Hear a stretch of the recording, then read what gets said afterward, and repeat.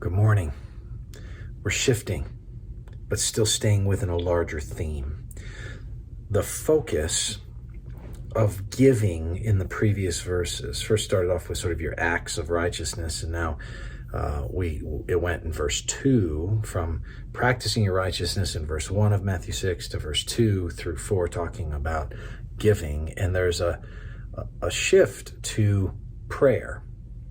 It's evident that the religious leaders of Jesus' day did their spiritual acts in public in such a way that they drew attention to themselves for how spiritual they were. That distortion, Jesus is correcting. Along the way, he teaches something about the mechanics of prayer itself that we'll get to in a few days. For now, notice verse 5 of Matthew 6. And when you pray, you must not be like the hypocrites. Now, the hypocrites are those who are looking out and saying, look at me, look at me, look at me.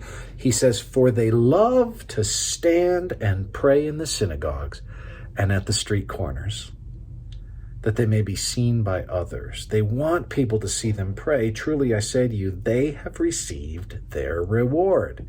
What's the reward? That people go, man, that guy can pray. You ever heard somebody pray and you hear somebody say, what a beautiful prayer. What a beautiful prayer. What does that mean? Does God receive the eloquence in a way that he would not receive the simplicity?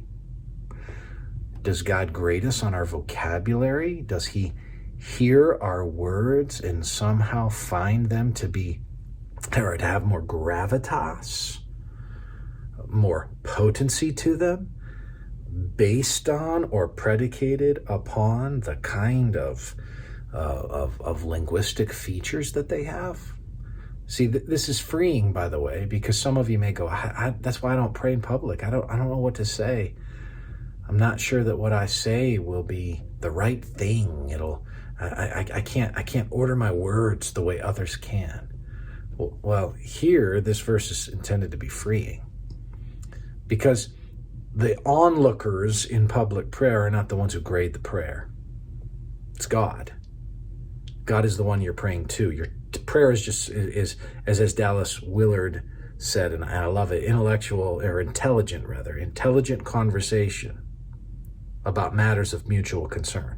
It's just you talking to God. Intelligent meaning it engages your mind.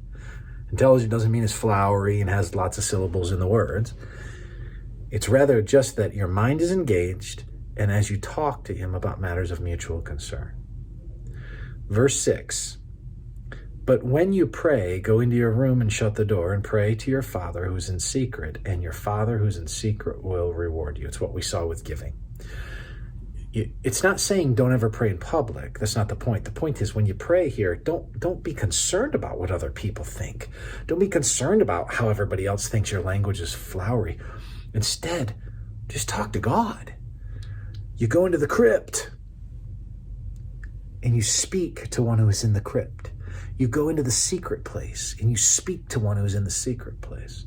You engage him because you're talking to him. Other people don't get to grade you on your prayer life in that way. Instead, you commune with a God who is in secret. A God who, when you speak to him, he is present because he's in a different dimension of existence. He's in a different dimension of existence. You pray to him in secret. Don't worry about everybody else. So be liberated.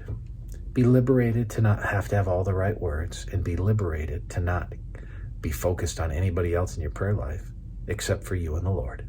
Take care.